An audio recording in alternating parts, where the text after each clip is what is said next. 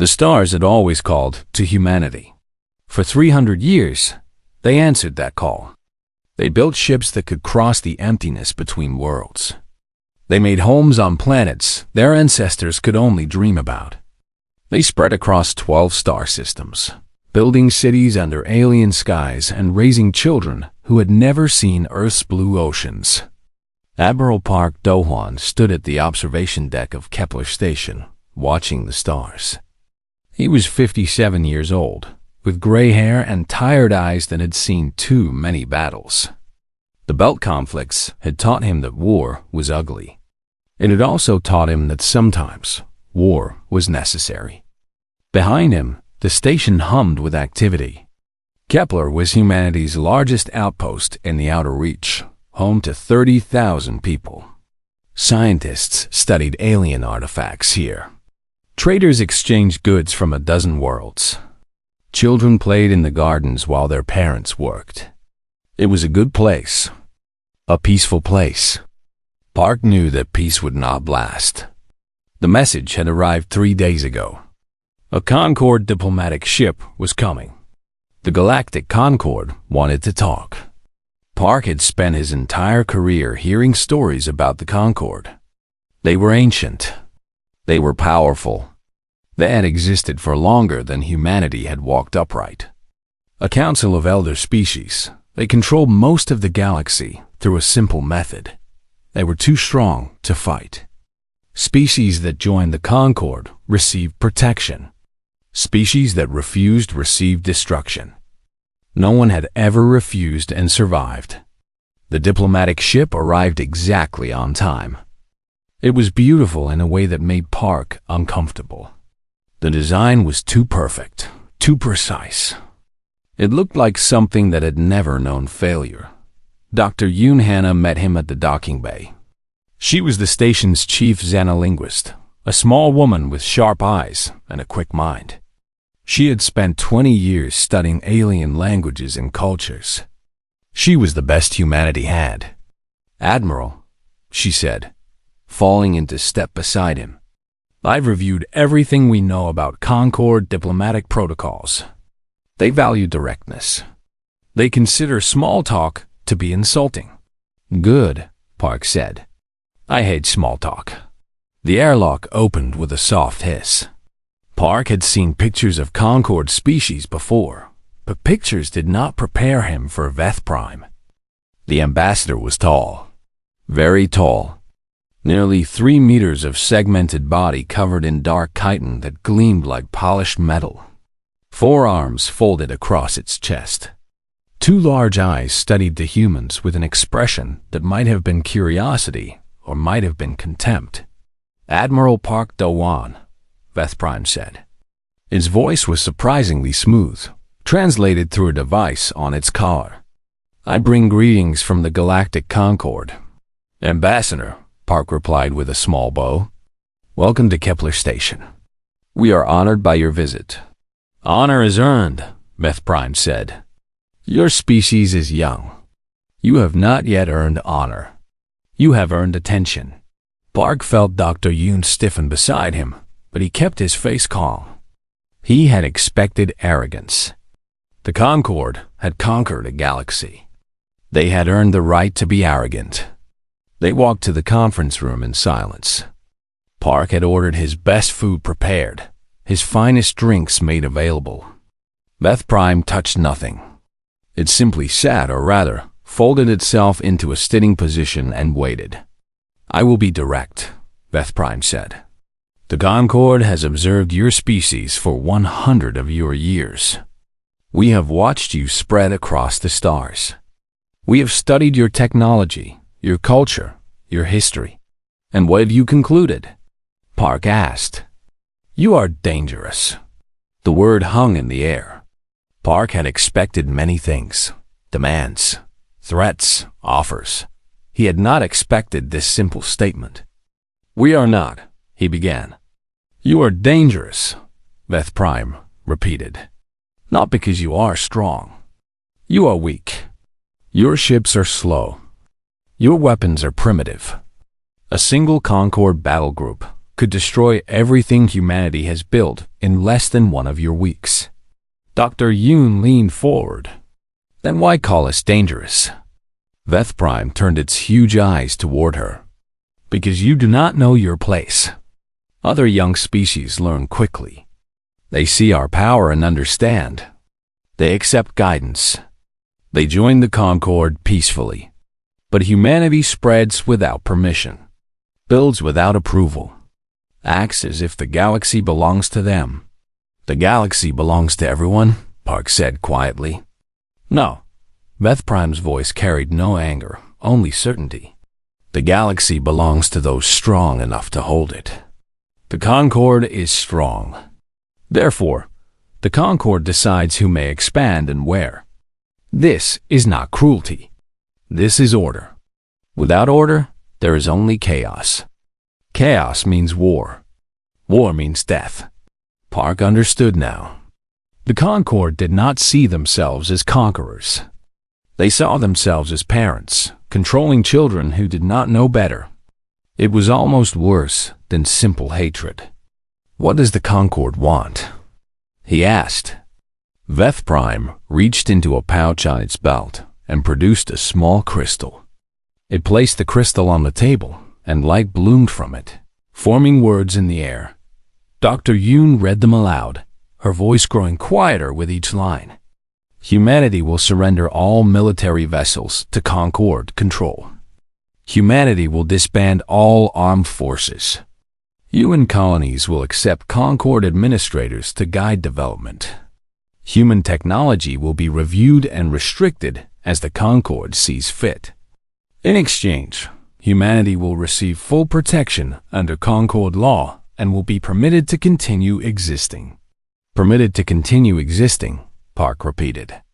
That is your offer? We give up everything that makes us human, and in return, you allow us to live.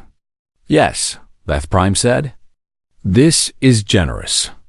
Many species were not offered this choice. They were simply removed. Park stood slowly. His hands were steady, but inside, something burned. I need time to consult with my government. Earth must decide this. Of course. Veth Prime rose as well. You have 30 standard days. When I return, I will require an answer. I hope for your species' sake that it is the correct one. The ambassador left. Park stood at the window, watching the diplomatic ship pull away from the station. His reflection stared back at him, old and tired. Dr. Yoon was already working, her fingers flying over her tablet.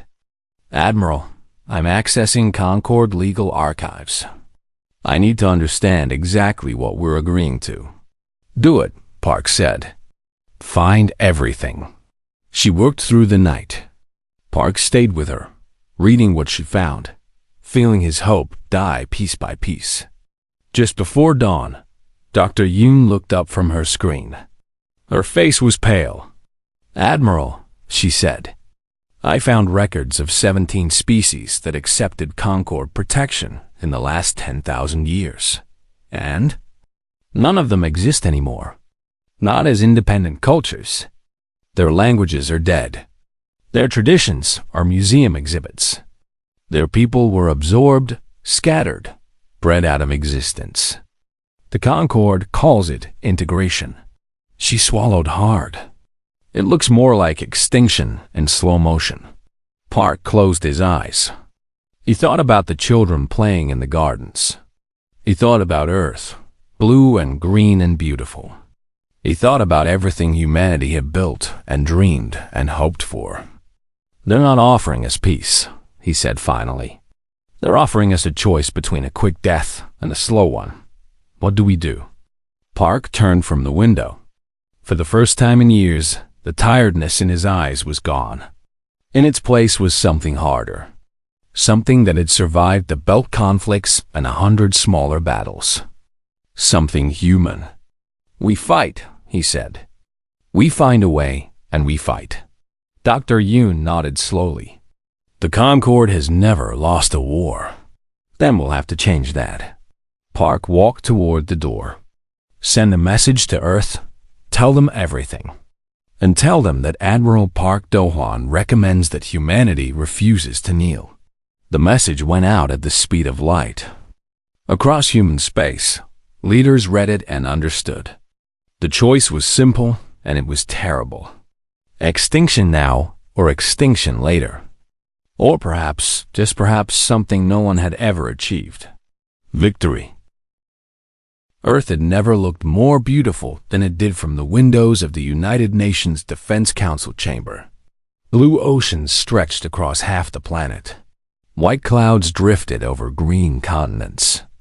Cities sparkled like jewels along coastlines that had survived ice ages and wars and everything else humanity had thrown at them. General Beek Soman looked at that view and felt afraid.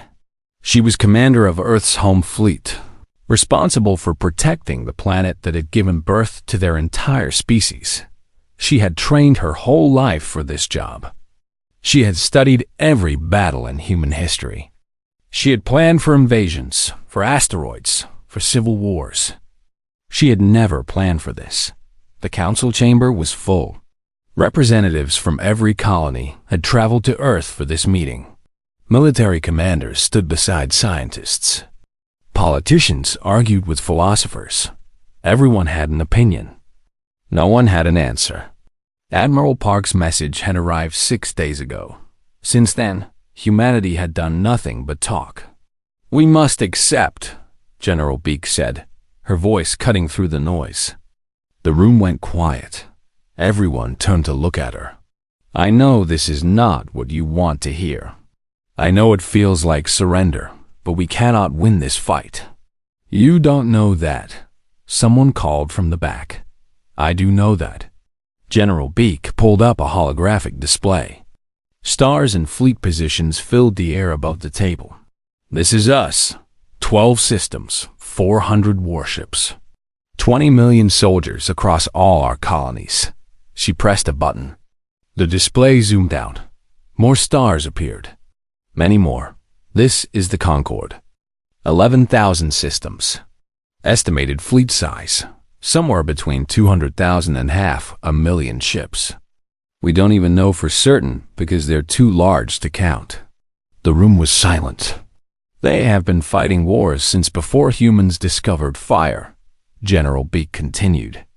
"They have weapons we cannot understand and defenses we cannot break. If we fight them, we will lose.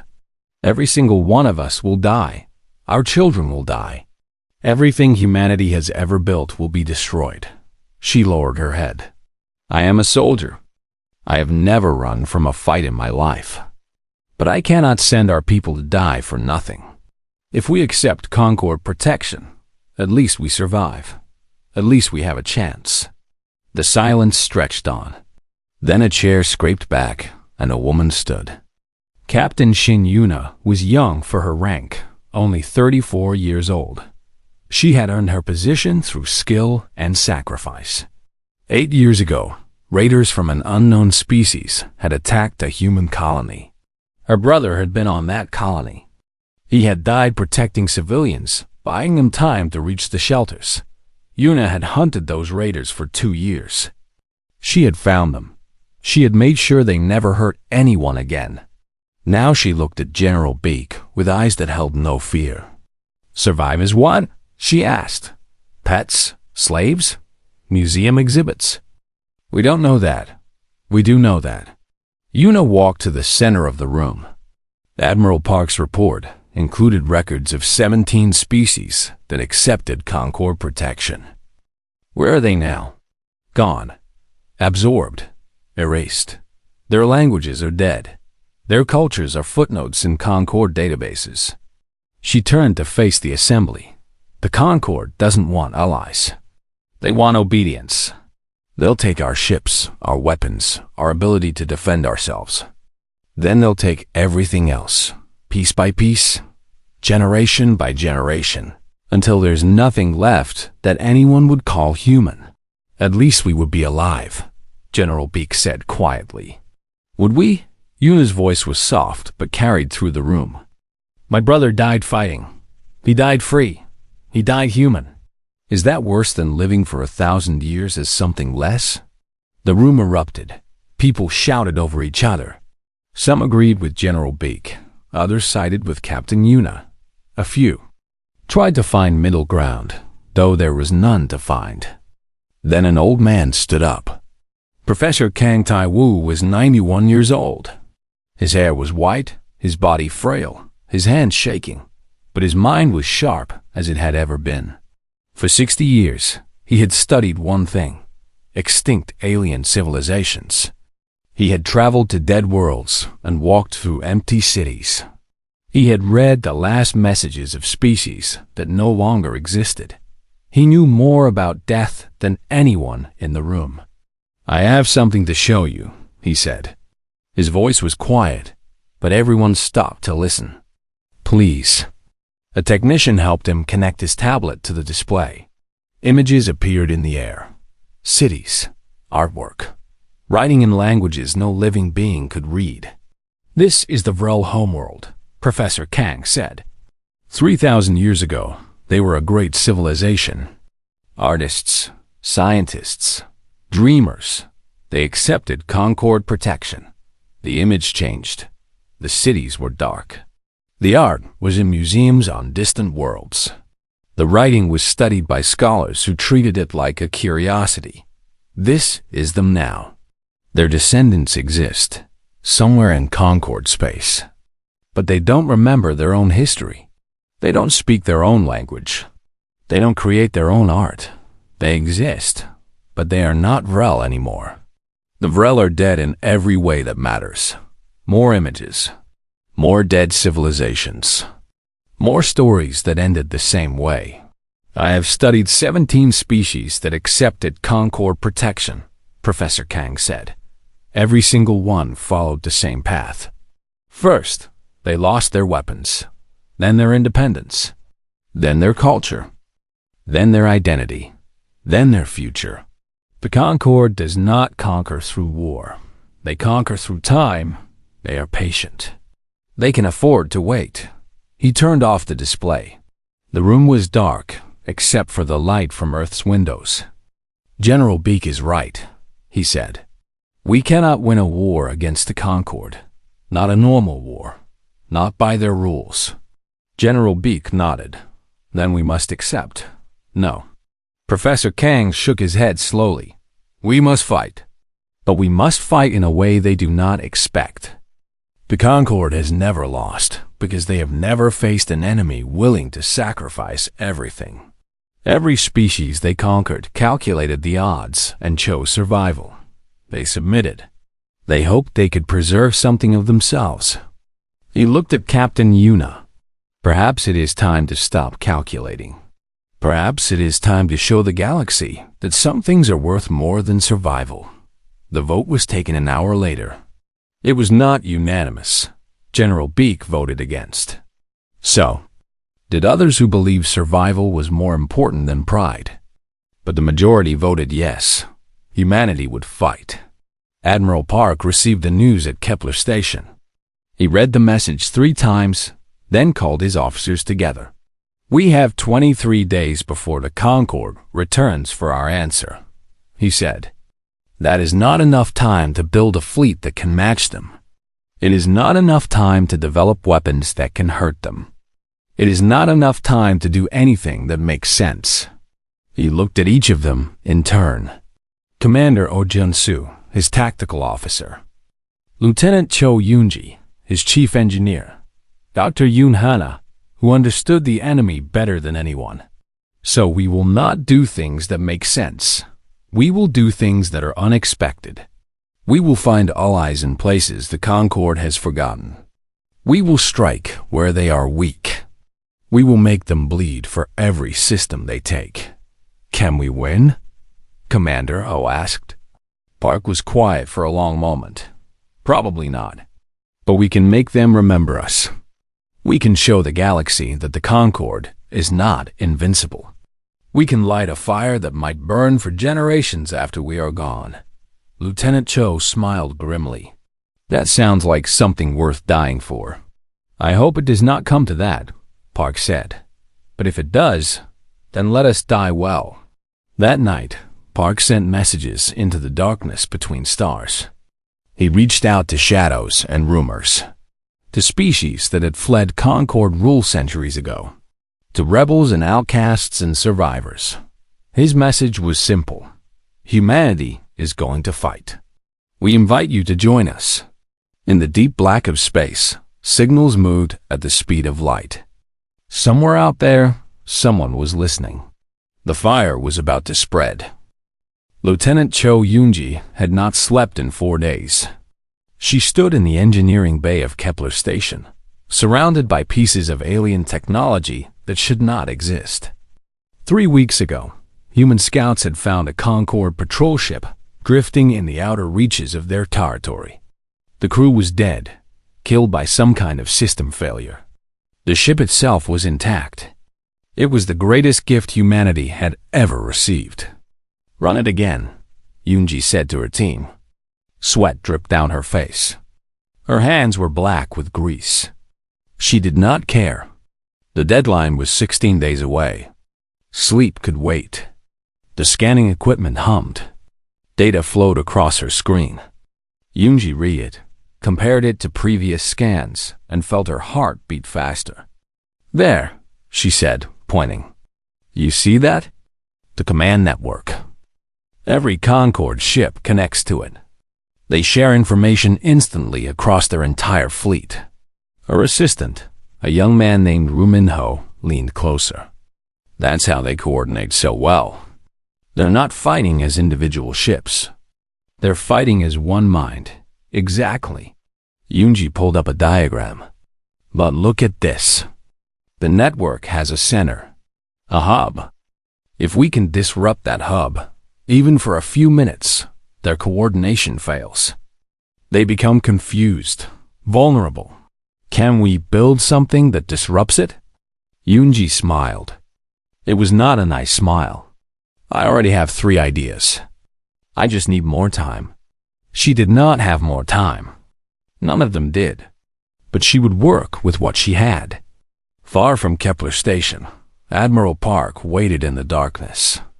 His ship hung in empty space, running silent, invisible to sensors. He had been here for 3 days, waiting, hoping. His message had gone out to the edges of known space, to rumors of hidden colonies, to whispers of survivors.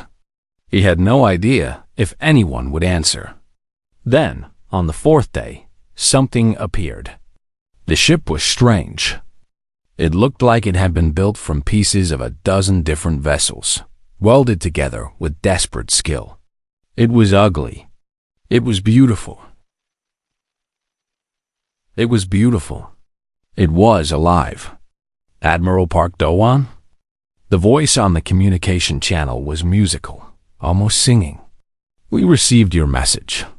We have come to listen." Park leaned forward. "Who are you?" "We are what remains of the Vrel." Park remembered Professor Kang's presentation. The Vrel, a great civilization, reduced to museum exhibits. Extinct in every way that matters. Except, it seemed, not entirely. "We thought the Vrel were gone," Park said carefully. "Most of us are. The Concorde took our homeworld, our culture, our future, but some of us escaped. We have been hiding for 300 years, moving from shadow to shadow, keeping our memories alive." The voice grew harder. "We heard your message. You say humanity will fight. We have heard such words before from other young species. They all failed. Then why are you here?" A pause. "Then, because you are the first to invite us. The first to offer alliance instead of asking for rescue. The first to treat us as equals." Another ship appeared. Then another. Within an hour, Park counted 15 vessels, all strange, all patched together, all carrying survivors of a dead civilization. "We cannot win this war alone," the Vrel voice said. "But perhaps together we can hurt them. Perhaps we can remind the galaxy that the Concorde is not invincible." Park smiled. "That is exactly what I hoped you would say." More allies came. The Korath arrived in ships made of stone and metal, their silicon bodies glowing with inner fire. Their homeworld had been destroyed for resistance 50 years ago. They had nothing left to lose. "We have waited for revenge," their leader said through a translator. "We did not think it would come. We are grateful to die fighting instead of hiding." The Pale Singers came last. No one knew what they really were. They lived in ships that seemed grown rather than built, and they communicated through pulses of light that had to be translated into sound. They were ancient, perhaps older than the Concorde itself. "We remember the galaxy before the Concorde," they said. "We remember freedom. We have hidden because we did not believe freedom could return. You have given us hope. Hope is worth dying for." Admiral Park gathered them all together. Humans, Rel, Korath, Pale Singers. Such different species, united by a single purpose. "We cannot match the Concorde ship for ship," he said. "We cannot meet them in open battle. If we try, we will be destroyed in hours." Commander Oh Jun-soo stepped forward. He had spent the last 2 weeks developing a strategy. He called it scattered fire. "We don't fight their war," he explained. "We fight our war. Small strikes, sabotage, hit and run. We attack their supply lines. We destroy their communication relays. We make them chase shadows across 1,000 systems." The Korath leader made a sound that might have been laughter. "Death by 1,000 cuts. We know this strategy. It is the weapon of the weak." "Yes," Park said. "And we are weak. But weak does not mean helpless. A knife cannot kill a giant. 1,000 knives, striking at the right moments in the right places, can bleed one dry." "It will take years," the Vrel said. "It will take decades," Park corrected. "Maybe longer. Most of us will not live to see the end. But our children might. And their children. We are not fighting to win tomorrow. We are fighting to ensure there is a tomorrow worth living." The alliance was formed that night. They called themselves the Free Alliance. It was the first organized resistance the Concorde had faced in 2,000 years. Back at Kepler Station, Lieutenant Cho Yoonji finished her work. The device was small, no bigger than her hand. It contained a virus designed to attack Concorde network protocols. If it could be uploaded to a Concorde ship, it would spread through their communication systems like poison. "It won't destroy them," she told Admiral Park when he returned. "But it will blind them. For a few hours, maybe a few days, they won't be able to coordinate. Their greatest strength becomes their greatest weakness." Park held the device carefully. Such a small thing. Such a fragile hope. "How do we deliver it?" Yoonji smiled. "I'm working on that too." Dr. Yoon Hana had one final task. The deadline was 3 days away. Soon, Veth Prime would return for humanity's answer. They expected submission. They would receive something else. Hannah stood in the communication center, surrounded by equipment that would broadcast her message across every frequency in known space. Every species that could receive radio waves would hear this. She had written the message herself. She had rewritten it 100 times. Now, finally, she was ready. "To all beings who hear this message," she began, "I am Dr. Yoon Hana, speaking for humanity and the Free Alliance." Her voice was steady. Her hands were not. For thousands of years, the Galactic Concorde has ruled through fear. They have demanded submission and called it peace. They have destroyed those who refused and absorbed those who complied. They have told us that this is the natural order, that the strong rule and the weak obey. She took a breath. "We reject this. Humanity rejects this. Our allies reject this.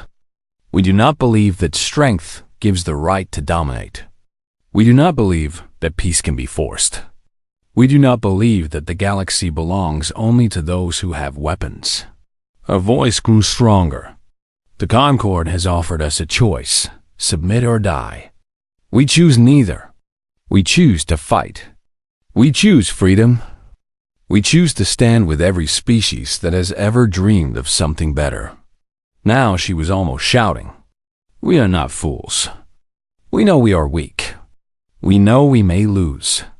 But we would rather die on our feet than live on our knees. And we invite everyone who feels the same way to join us. She paused. The next words were the most important. The Concord has never lost. Perhaps they never will. But starting today, they will learn that victory has a price. And humanity will make that price higher than anyone has ever paid before. The message ended. Dr. Yunhana stepped back from the microphone. Across the galaxy, billions of beings heard her words. Some laughed. Some cried. Some felt something they had not felt in centuries: hope. When Veth Prime arrived 3 days later, humanity's answer was waiting. Every station, every ship, every colony was empty. The civilians had been evacuated to hidden locations. The military had scattered across 1,000 systems. Only a message remained, broadcasting on repeat. The answer is no. Come and take what you can. We will make you earn every star. The war had begun. The Concord expected the war to last 3 weeks. They sent a single battle group to crush the rebellion.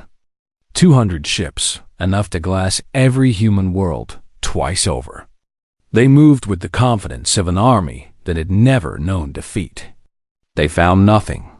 Every station was abandoned. Every colony evacuated. The humans had vanished like ghosts, leaving behind only empty buildings and mocking messages. The Concord fleet moved from system to system, finding nothing to kill, no one to punish. Then the attacks began. Pilot Hong Mai led the first strike.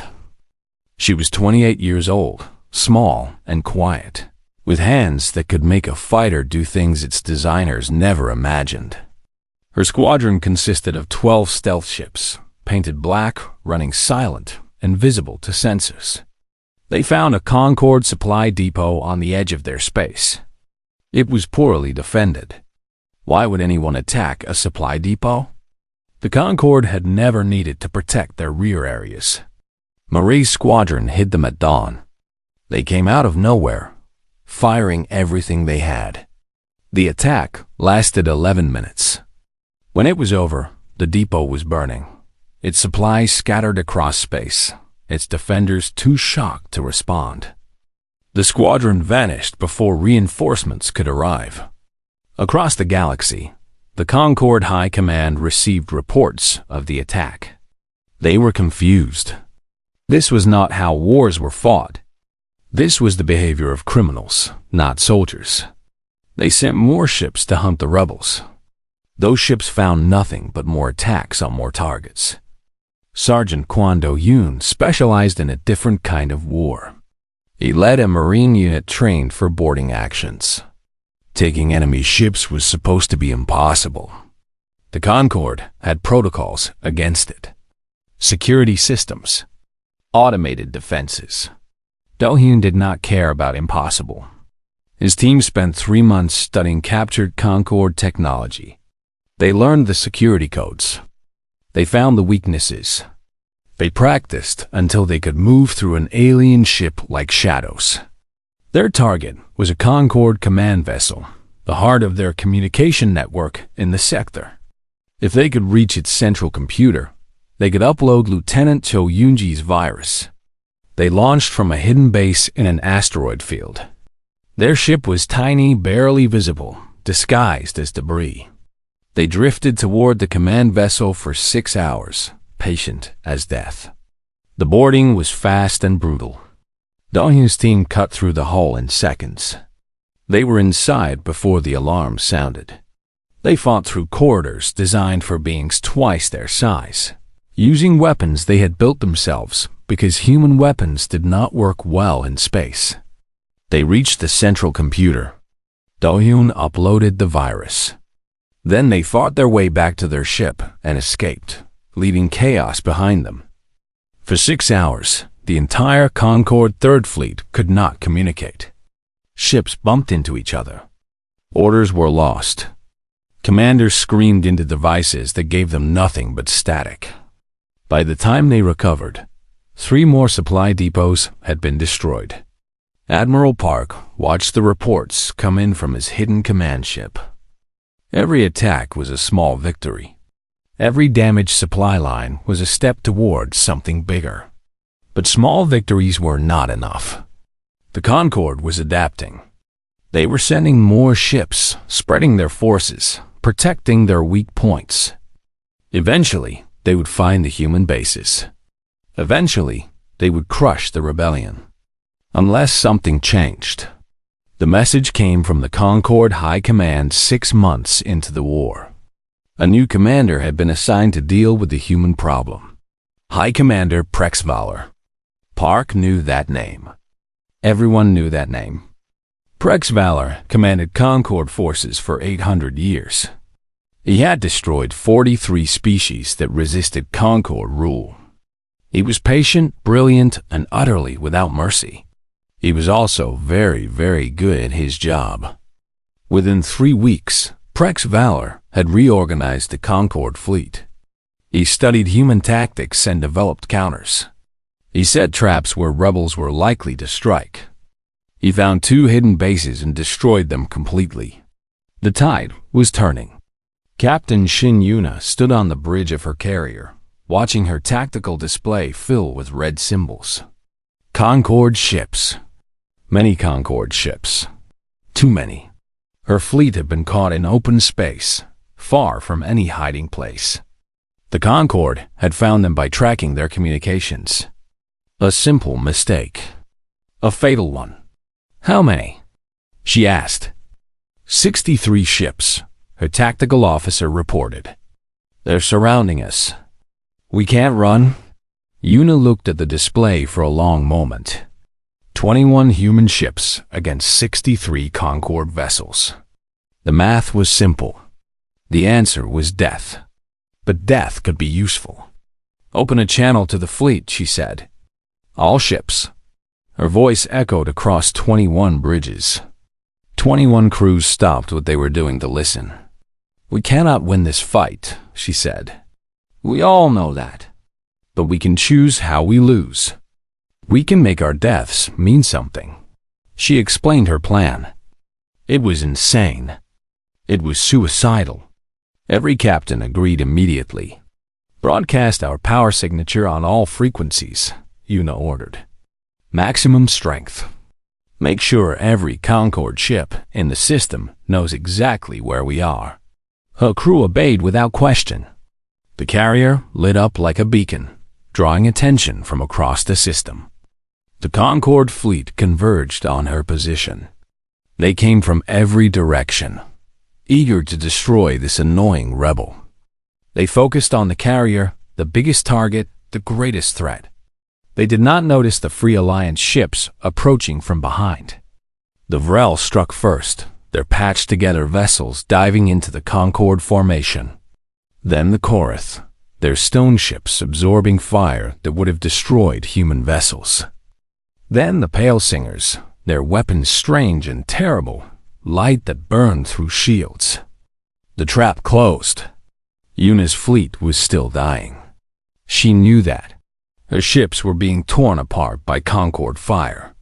But the Concorde fleet was dying too, caught between human sacrifice and Alliance fury. Her carrier took a direct hit.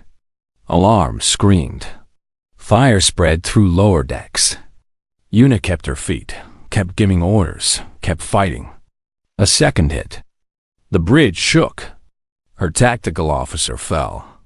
She pulled him to safety and took his station. A third hit. The ship was dying. She could feel it shuddering around her. All hands, she said into the communication system. Abandon ship. Get to the escape pods. Now. Captain? Someone asked. What about you? Yuna looked at her display. Her ship still had power. Still had weapons. Still had one last gift to give. Someone has to drive this thing into their command ship. Might as well be me. She plotted the course. The carrier was barely moving, barely holding together, but it had enough left for one final run. The Concorde command ship saw her coming. It fired everything it had. Yuna's carrier broke apart around her. Sections tore away. The bridge collapsed. But momentum is hard to stop. The carrier hit the command ship at full speed. The explosion was visible from orbit. When the battle ended, the Alliance had lost 11 ships. The Concorde had lost 47, including their sector command vessel. They found Captain Shin Yuna in an escape pod, badly burned, barely alive. She had ejected at the last second, thrown clear by the explosion. "Did we win?" she asked when she woke in the medical bay. "We survived," Admiral Park told her. "That's close enough." She smiled through cracked lips. Close enough. News of the battle spread across the galaxy. The Concorde was not invincible. They could be hurt. They could be beaten. Other species began to stir. Worlds that had accepted Concorde rule for generations remembered what freedom had felt like. Rebellion sparked on a dozen planets. Small at first, then larger.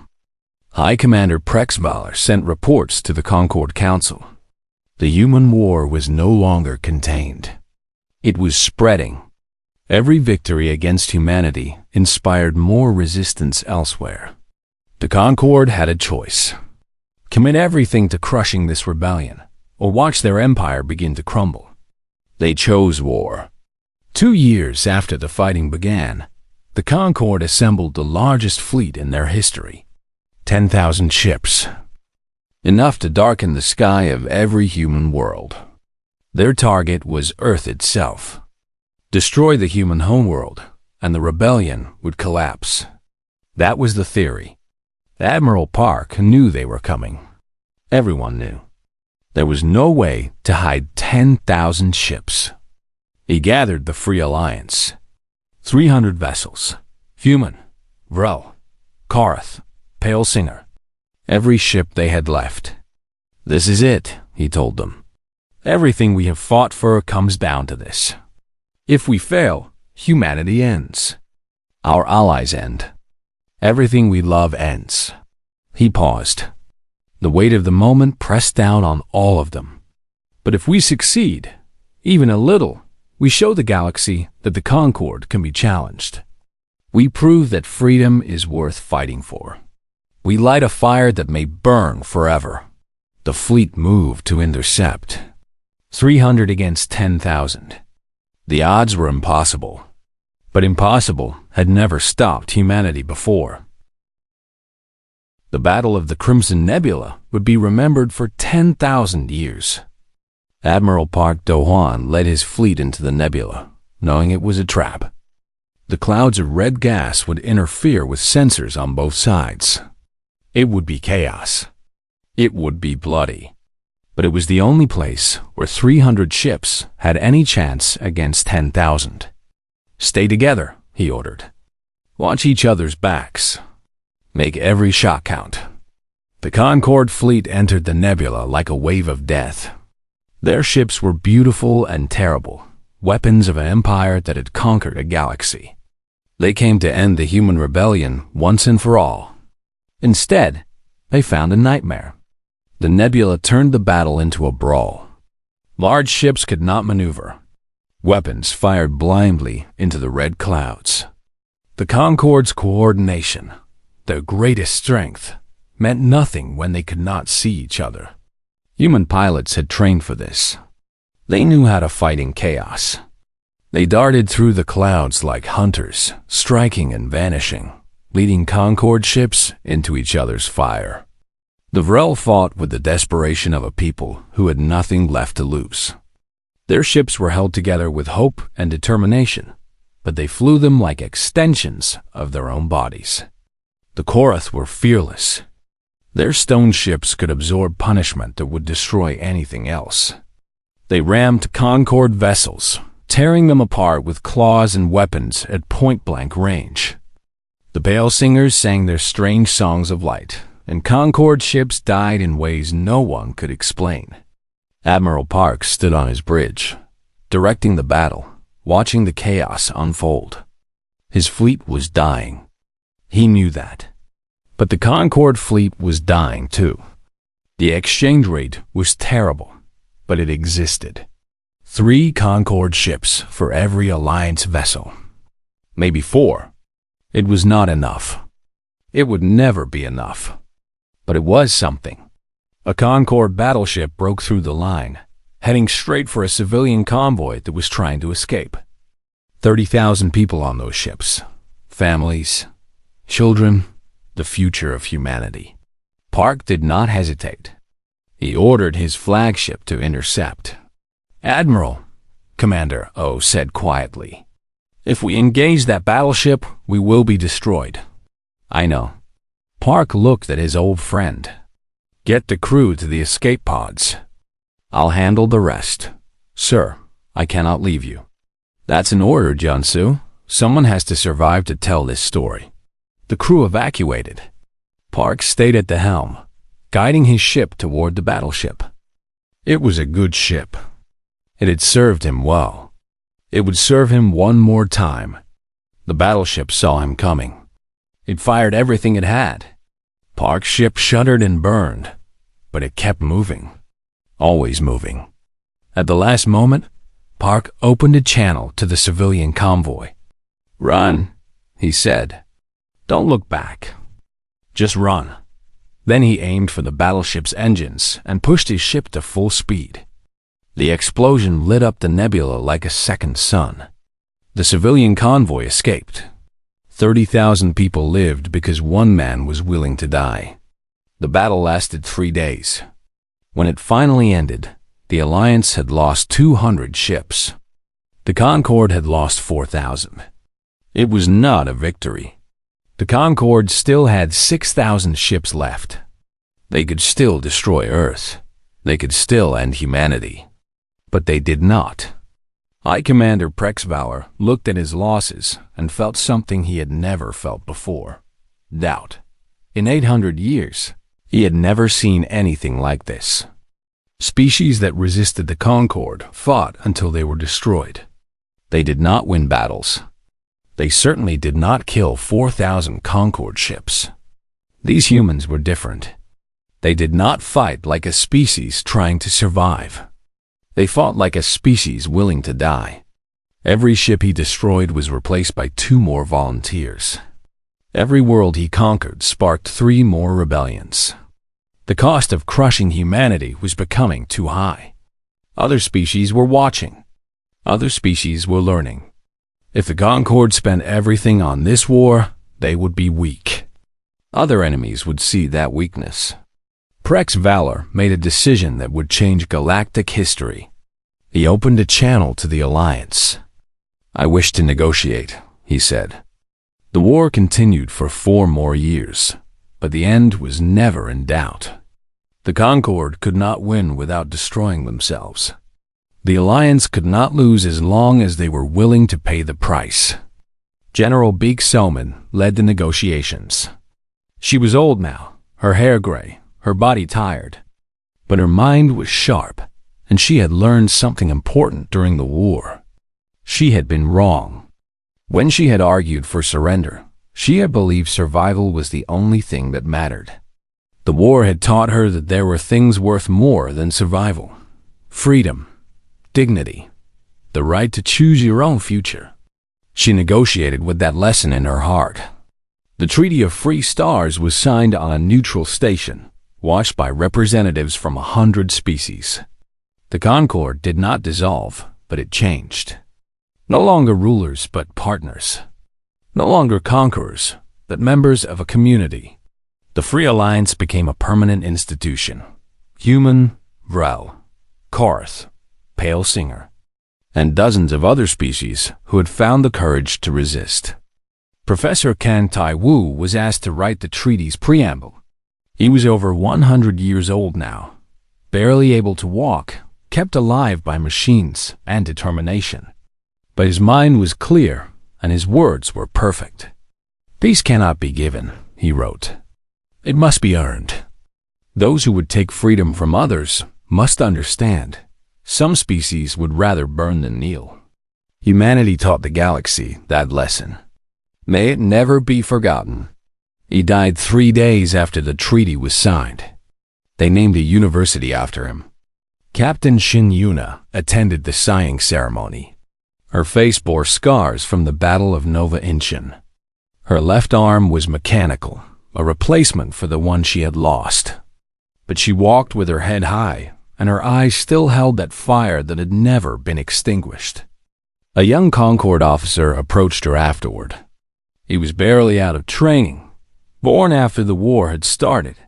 He had grown up hearing stories about the human captain who had driven her ship into a Concord command vessel. "May I ask you something?" he said. "Of course. Why did you fight?" "Your species was weak. You had no chance of winning.